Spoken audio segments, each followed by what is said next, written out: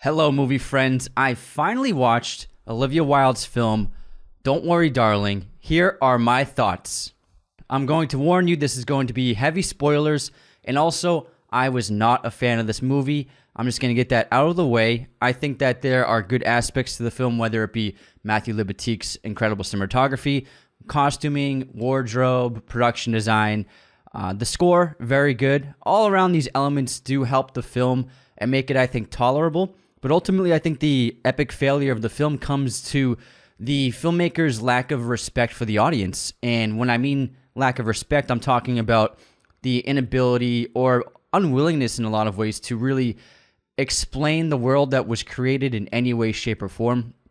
I left this film asking so many questions that should have been answered. So many things were left up in the air. And even worse is that it seemed like there was no effort really put into trying to explain the world that the filmmakers created. In the trailer for the film, it looked kind of interesting, and I mean, we've seen these themes in movies so many times, time and time again, especially in the last several years. And I felt like it was like this half-baked attempt to try and do something profound, and it was never really delivered. And in a lot of ways, it was basically just a bunch of money shots for a trailer. It seemed like there was really no substance to it, and I felt like I was kind of just getting ripped off just by watching the movie. And what I mean by that is that when a story is written and there are high concepts or big moments happening or mystery and intrigue, those are all great elements to put in a story, but they need to be paid off. And these setups need to be explained. If something is shown early in the film, there needs to be an explanation for it. If there's a mystery going on, I mean, we need to be told what that mystery is by the end of the film. I'm always open to ambiguous endings, but this film, in a lot of ways, just kind of felt like a slap in the face to the audience and its inability to really want to tell the audience what it was doing. And I left the film with 17 major questions that were not answered, and these are really big questions. These are things that it's not just a little thing. I found it to just be completely disrespectful to the audience and the people who paid for a ticket to go see this film to not even make the attempt to explain these things. And I put that on the filmmakers, the writer and director. I thought it was just really disrespectful to people to set up all these things in the story to get people to go to the theater and to just basically be like, oh yeah, remember all this stuff? Don't worry about it. It's not really important anymore. So I'm going to get into that because I think that it's important when people go to a film and spend their hard-earned money on spending 2 hours, 2.5 hours with a movie. We deserve to be, entertained and be given a good story, and at least to have the respect to actually make the effort to finish the story. And so I'm going to list off a bunch of questions I had with Don't Worry, Darling that I found completely irresponsible by the filmmakers to just leave completely open-ended. So the first major question is, what was the plane crash? Now, if you remember, this is the catalyst for the film. Florence Pugh's character, she sees the plane flying through midair, crashing, and crash lands. And then she goes past the border to investigate the plane crash. And this is when she first sees the headquarters, and she presses her face and hands to the glass of the headquarters, and she's like, what the hell is this? Now, the plane was the catalyst for the story basically to begin. It is never touched on again. We are never told what that plane was. We were never told why the plane was crashing. We were never told where it even came from. This is obviously a simulation designed by Chris Pine's character. Why is it there? If he has complete control of the simulation in the environment, why is there a plane flying through the air out of control and then crash landing? I felt it was just a completely unfair thing to put in the film to not explain it. I thought it was interesting in the first act of the film, but then at the end of the film when the credits rolled and we got no explanation whatsoever about what this plane was, what it was doing there, I found that to just be like a complete slap in the face of like, oh yeah, don't worry about this. Even though it set the story into motion, don't worry about it. I found that to just be completely irresponsible by the filmmakers. Now, to question number 2. Why didn't Alice exit the simulation when she first touched the headquarters? So if you remember by the end of the film, Alice escapes the simulation by making to the headquarters after that big car chase, and all she has to do is basically touch the glass of the headquarters, and then she is transported out of the game and she basically gains consciousness back in her real life body. If you remember, in the opening act of the film, after the plane investigation, she touches the headquarters there, but she didn't get transported back to her body. Why did she get transported back at the end of the film when she touched the headquarters, as opposed to the first half of the film when she touched the headquarters? She should have just been transported back to her bedroom and woken up next to her husband. Completely, doesn't make any sense at all why it wouldn't work in the opening of the film and why it does work at the end of the film. Next up, does Alice have no family or friends who would come looking for her in the real world? Now, the finale of the film, the third act, is a twist where we learn that her husband, Jack, has basically held her captive and is keeping her in this simulation against her will. He has her strapped to her bed, and she's just been like this for who knows how long. It's probably been over a year, maybe several years. And this is how they've been living their life. And to me, it made no sense that this person has no friends or family that have gone looking for them. It's basically a missing persons case. Does she not have any family? I mean, if you explain, hey, there's nobody that is related to this girl anymore at all, and if she had a job where she wasn't interacting with other people, or even no job at all, okay, I might buy it. But the fact that she works a job as a nurse in a busy hospital, probably has a lot of coworkers, and I'm sure she has family. I found it completely ridiculous that nobody would come looking for her. Nobody would ask a question. No one would even knock on Jack's door. Hey, where's Alice? Has anyone seen Alice? So I found that to just be completely ridiculous and really unfair to have this entire setup and then have it just be like, oh yeah, let's pretend that all these other factors are non-existent. Okay, next up, number 4. Why on earth would Frank create a simulation that can kill you if you die within the game? Now, at the end of the film, during the climactic third act, several members of the simulation are killed. Frank is stabbed by his wife, and then we got Jack is killed by Alice. Now, if this simulation is built by Jack just to live a perfect life of pleasure and enjoyment and comfort, why on earth would he make the program kill you if you die in the simulation? This really makes absolutely no sense. Now, if you look at the Matrix, it can be explained where they didn't create the Matrix, they're just entering the Matrix. So that part of the Matrix killing you is out of the control of the hackers. That's explained that way. In this case, Jack is the creator of the simulation. Why on earth would he make a simulation that can kill you? Like, what if you're just driving and you get into a car accident and you die? You die in the simulation? It's just ridiculous that he would build this simulation that had the ability to take your life.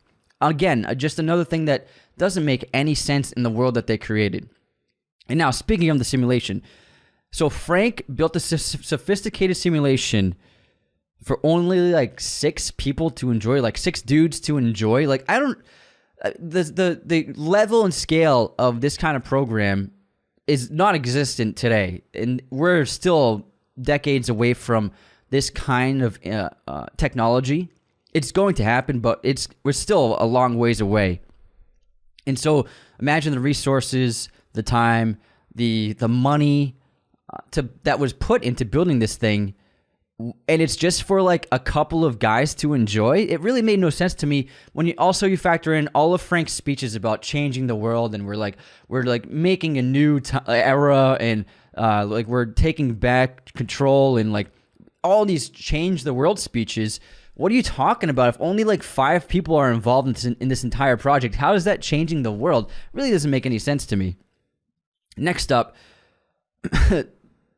another thing that's not explained is that Alice has probably been lying in that bed against her will, strapped down, and basically stuck in the simulation for who knows how long.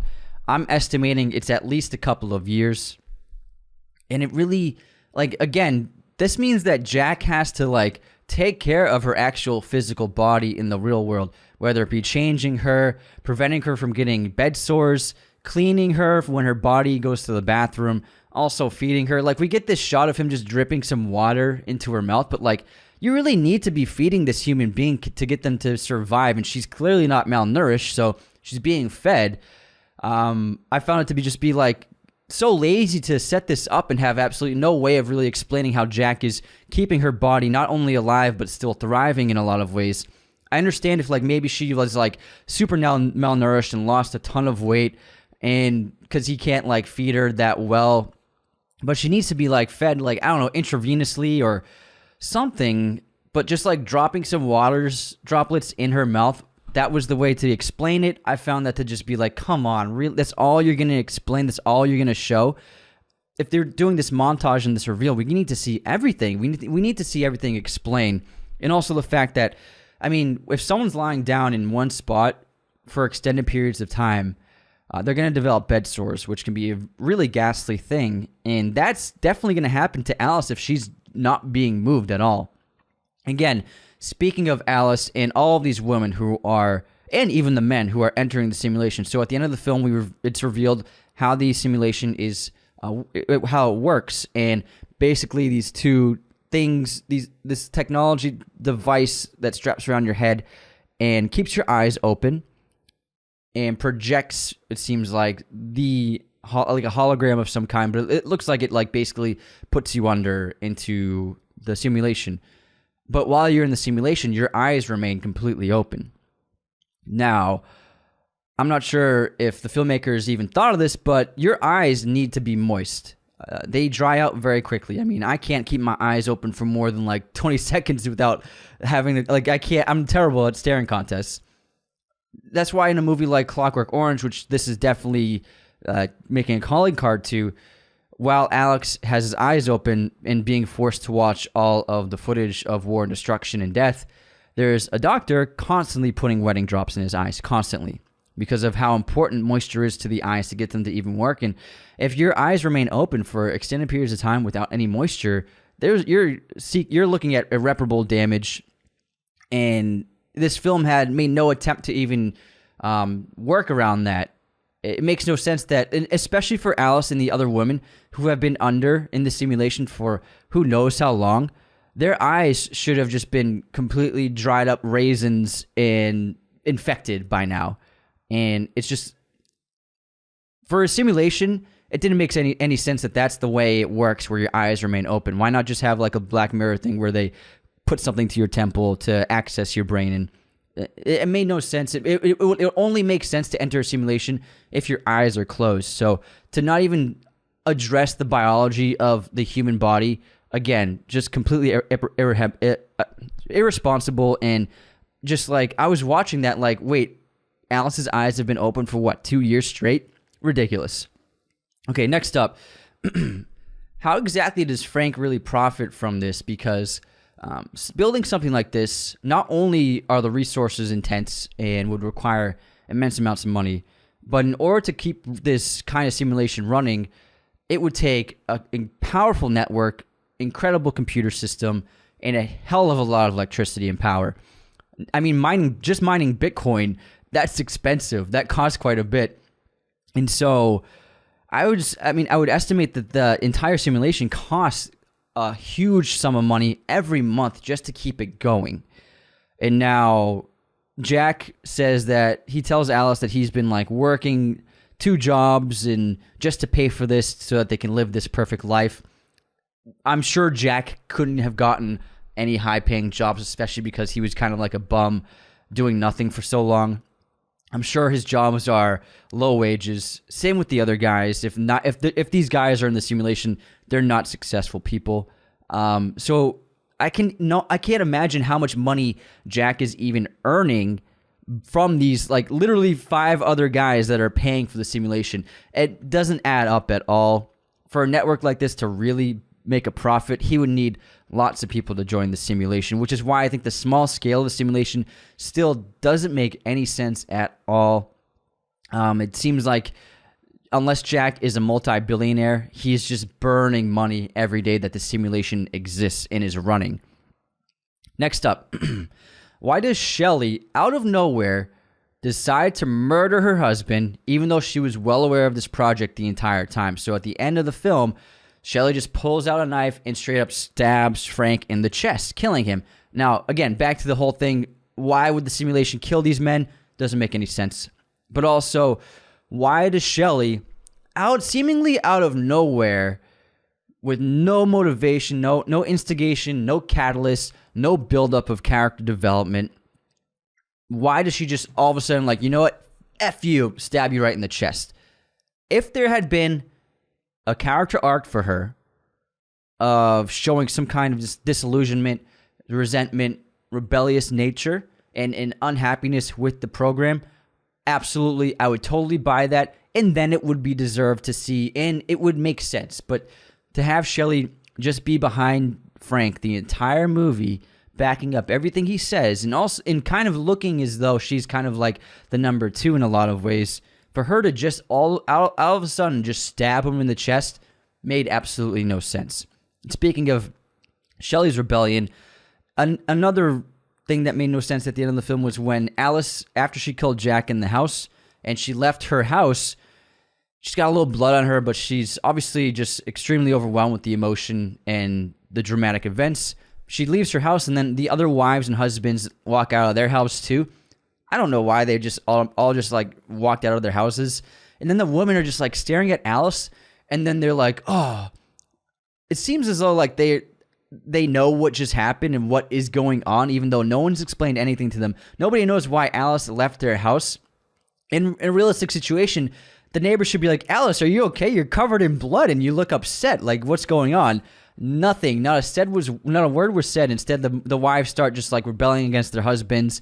And then the husbands are like, oh shit, you said this could never happen. But for these characters to react this way with no explanation, no uncovering of any facts, only Alice knows what's going on. These other wives have no idea, but for some reason they act as though they do. I was like watching it like, why are they acting like this? They don't know why she's upset, and they don't know why she's covered in blood. It would only make sense for them to like really ask her if she's okay. Next up, why would they give wives the same memory of meeting their husbands if they want to avoid suspicion, if they don't want there to be a rebellious nature to any of these women? Why are they all given the same memory implant of meeting the husband on the train or the bus?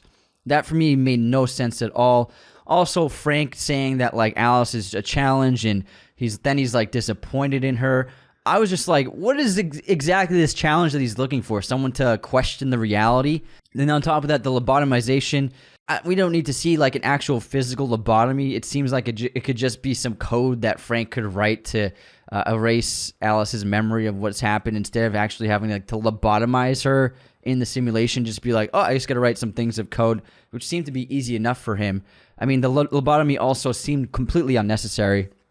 What exactly are these earthquakes throughout the film? The ground shakes, houses shake. Seems to be like either earthquakes, or it's implied that it's the men working. This happens several times in the film. It is never explained, not for an instance. When the movie ended, I was like, what about all the tremors? Like, what is going on? Why were we not told what's going on? Maybe they filmed deleted scenes, but like, to not explain this thing that kept happening in the film, I was like, come on, can we just get any information about what is happening in this movie? And then again, another thing that was just like kind of just for show was Jack's promotion by Frank during that performance that night out at the gala, and he promotes Jack and get into like this new higher level of the company. And then I understand that like he's maybe trying to give Jack some moral support. I think he could see that Alice is kind of getting to Jack, and maybe Jack's starting to question things, so then Frank gives him this promotion. I get that. I think that could have worked if the promotion actually meant anything, because if you think about it, what exactly is the promotion? It's nothing, because the guys aren't doing anything. I mean, they're not working. I mean, Jack's just working like probably random jobs in the real world, so the promotion was just meaningless. And so it didn't make sense for Frank to try and win Jack over by giving him a promotion that meant absolutely nothing. Because when Jack gets the promotion, he was questioning helping Alice out, and I'm sure questioning whether I should really tell her what's going on. But then he got the promotion, it changed his mind. He's like, yeah, I'm promoted now. What exactly is the promotion? Because you're not doing anything. Next up, my final question is, if this is such a highly controlled simulation, and Frank is the puppet master, designer of this simulated world, how is it that Alice is just so easily able to walk up to the headquarters? In the first act of the film, she goes to the headquarters. It couldn't have been easier. And all we had was that bus driver like, oh, I'm not supposed to go out this far. He knows that she left to go in this direction of the headquarters, didn't inform any of the men, didn't inform Frank.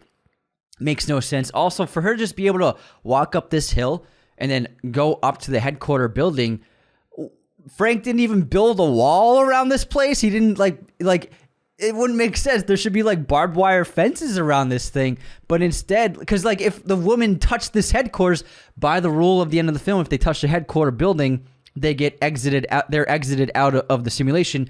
So don't you think it would be a good idea to put some barriers around this headquarters? So again, I think that this film had a really interesting setup, but the fact that they just kept establishing these things, these story beats, these elements, these moments, and very important aspects to the world, and then completely failed to explain any of them, I found that to be disrespectful as an audience member. We're giving you your time. We're trusting you to tell us a good story.